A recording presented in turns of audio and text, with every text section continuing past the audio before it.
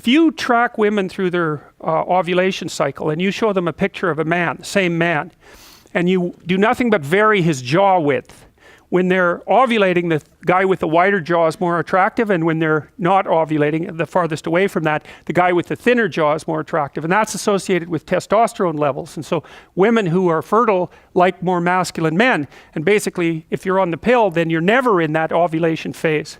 And so one thing that may have happened, and I don't know this for sure, but it's interesting to consider, is that since women have been taking the birth control pill, their preference for less masculine men has become more pronounced. And that could easily be one of the things that's fueling at least some of the tension that's existed and exists now politically between men and women. But the point is that you just cannot ignore the massive consequences of a biological revolution like that, and to make any other factor causal when you're trying to understand the political movements, especially in the last, say, 40 years, you're putting the cart before the horse. Now, it's reasonable to point out that the pill wouldn't have been accepted as a technology if certain political changes with regards to the emancipation of women hadn't already been in place, right? No one would have even been allowed to do something like investigate contraception. So you can't separate the biological from the political entirely, but it's still very useful to organizing your thinking to realize just how profound a revolution that was. But the neurological structure isn't exactly the mind. Like, the neurological structure isn't exactly your consciousness. There's some relationship between them that we don't know. And the unconscious, from a conceptual perspective, is the place that your memories are, that you sometimes can get access to and sometimes can't. And so you might think, well, that there are the memories that you can't get access to, there might be a variety of reasons you can't get access to them. One might be that you've just forgotten them. And one might be that they're so painful that you don't want to bring them to mind. You'll engage in tricks to stop yourself from getting access to them. Or maybe they're memories that are so complex and painful that even if you did get access to them, you wouldn't exactly know what to do with them. And so there's not a lot of reason for you to bring them to mind, because all it is pain without any utility. And when you understand that a little bit, you understand more about what Freud meant by repression.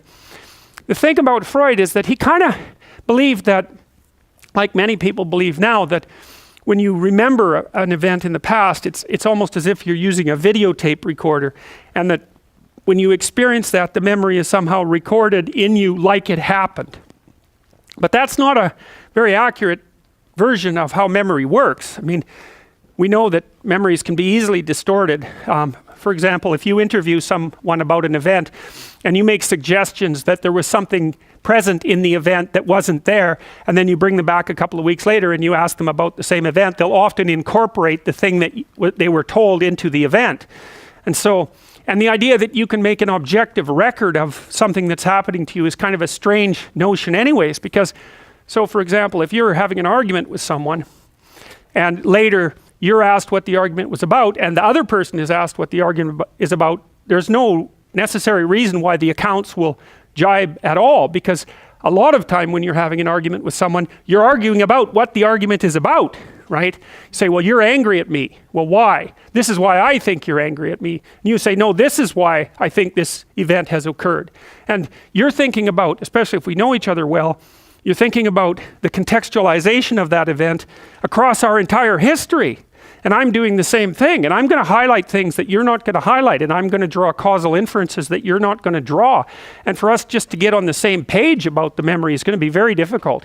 So the idea that, especially with complex interactions with people, that you can somehow make a video recording of the memory and actually capture what happens is very, very, it's not true. You can't. I mean, you might be able to extract out certain objective facts, but generally, if it's a dialogical issue, if it's a relationship issue, it spans such a long period of time that just cutting a slice of it out doesn't constitute a reasonable record of what it means.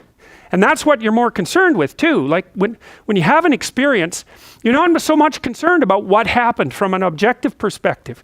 You're more concerned about what the experience means. And then you might ask, well, what does it mean to mean something?